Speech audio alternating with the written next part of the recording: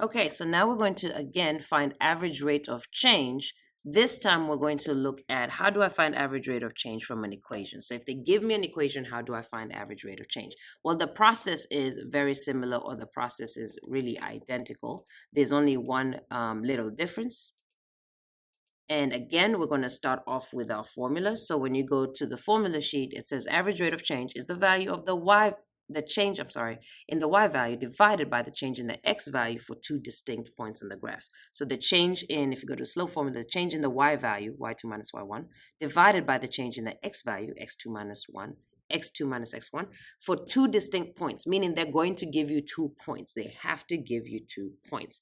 All right, so we're going to go ahead and take a look at a question. So here is a question, find average rate of change from an equation. Let's go ahead and put our question down. So we're going to copy. Our question says, if h of x is negative x squared minus 10x plus 29, determine the average rate of change. What is the average rate of change over the interval where negative 6 is less than or equal to x, which is less than or equal to negative 1. So what is my AROC, my average rate of change, over this interval? So remember, they're giving you 2 distinct points. And what are the 2 distinct points? Negative 6 and negative 1.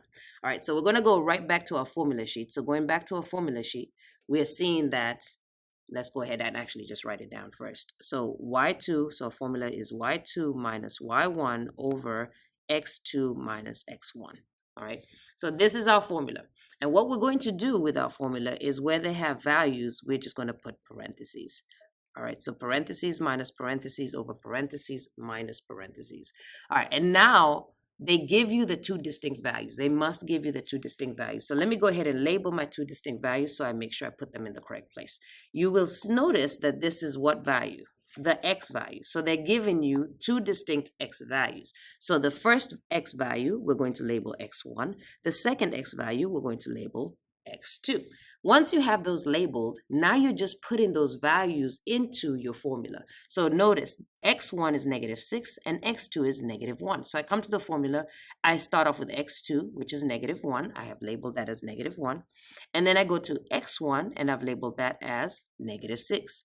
Once I put in my values, I need to find the corresponding values for the y. So for example, if x2 is negative 1, what is the corresponding y value? Because these values go together. So how do I find that? Well, there are a couple of ways that you could do this. So you pull up your Desmos calculator.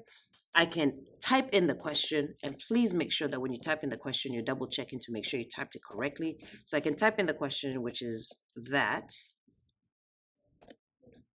Okay, I can replace x, everywhere I see x in parentheses, I can replace it with a value, but a much faster way would be for me to see a table because I know how to do it from a table. So let me do it a table. How do I make this into a table? Well, we can click a whole bunch of things and see. Well, I see table here. Did this make this a table? No, because this table is blank. So the plus sign is when I want to create it. So let me click something else. Oh, look at that. This is a table. Now, I have created a table, but what happens if it gives me values that are not on my table? So let's first look. So we have negative 1 is on my table. So it's telling me that y is 38. So already I have that one, right? So I can go ahead and say that y is 38. Immediately. Negative 6, I don't have it on my table. So what do? I can simply add it at the bottom, or I can change one of these values from negative 2 to negative 6. And as soon as I do that, or even if I add it at the bottom, it's going to give me the corresponding y value, which is 53. So again, from an equation, there's only one difference when you're doing it from a table, and that is you have to create the table. How do I create the table? I type in the question into the calculator, and then I make it a table by clicking settings. So we need to make some notes on that. So we're going to say, where can we say this? We can write it right here. Number 1, type equation into Desmos. Number 2, make it a table by clicking. Now, I don't know what you want to call this, settings, gear, or something. Okay, so click in settings, then table.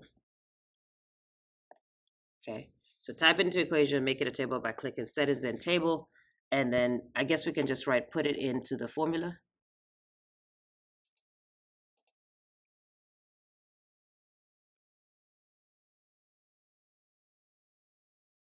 Yeah, and then I guess step 3,